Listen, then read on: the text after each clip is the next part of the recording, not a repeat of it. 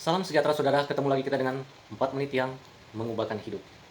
Saudara, beberapa waktu yang lalu saya mendengar tentang Pak Amin yang dengan bersama tim menghadap ke istana dan diterima selama kurang lebih 15 menit membicarakan tentang kasus KM50 yang menarik perhatian saya tentang ada perkataan tentang neraka jahanam. Saya tidak ingin berbicara tentang politik, tetapi ingin mengangkat tema ini tentang neraka. Benarkah neraka itu ada? Nah, saudara, banyak orang yang berbicara tentang neraka dengan versinya masing-masing. Saya ingin berbicara hal ini dari versi Alkitab. Langsung di dalam Lukas 16 diceritakan tentang seorang yang kaya berpakaian jubah ungu dan selalu bersukaria dalam kemewahan. Dan dikatakan juga ada seorang yang miskin namanya Lazarus. Lazarus yang miskin ini dikatakan bahkan anjing menjilat boroknya dan dia makan dari yang jatuh dari rumah orang kaya ini. Dan dikatakan kemudian matilah Lazarus yang miskin ini dan dibawa ke pangkuan Abraham. Dikatakan juga kemudian matilah juga orang yang kaya ini dan dia menderita sengsara di alam maut. Nah, saudara, tempat ini memakai kata Hades atau di dalam bahasa Ibrani Sheol, dan ternyata ada suatu tempat penampungan sementara untuk orang yang meninggal, baik yang di dalam Tuhan atau di luar Tuhan. Dan tempat ini hanya dipisahkan oleh suatu jurang yang tidak terseberangi. Dikatakan bahwa orang Lazarus yang miskin dibawa ke pangkuan Abraham ini memakai kata paradiso, dan muncullah kata Firdaus. Tuhan Yesus pernah mengatakan kepada penjahat yang diselamatkan, yang percaya Tuhan, Tuhan Yesus katakan bahwa hari ini juga engkau ada bersama-sama dengan aku di dalam Firdaus. Jadi kita melihat ada suatu tempat penampungan sementara atau intermediate sebelum dihakimi ya. Nah, saudara, benarkah neraka itu ada? Saya ingin bertanya juga, kalau neraka itu tidak ada, kenapa Tuhan Yesus harus mati di salib? Kenapa Tuhan harus capek-capek mau menyelamatkan kita orang-orang yang berdosa?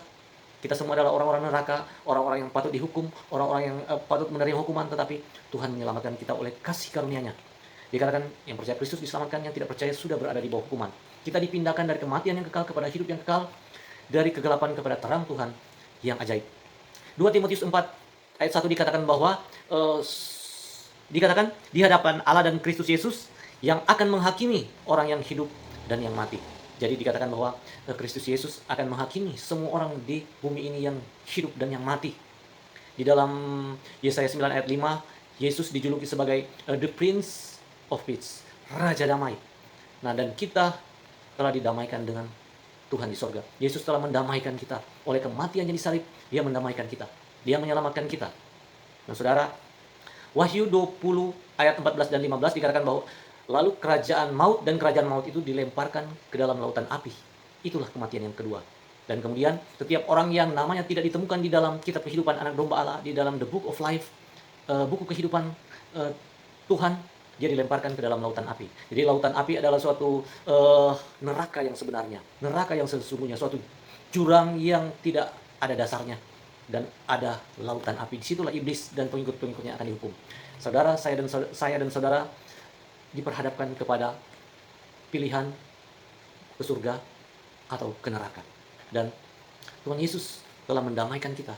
Dikatakan yang percaya menerima hidup yang kekal, yang tidak percaya sudah berada di bawah hukuman.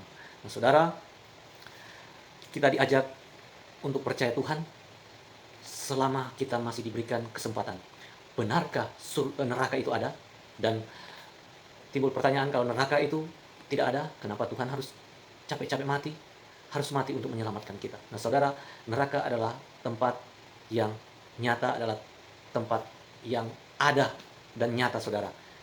Dan kita semua diperhadapkan kepada suatu pilihan.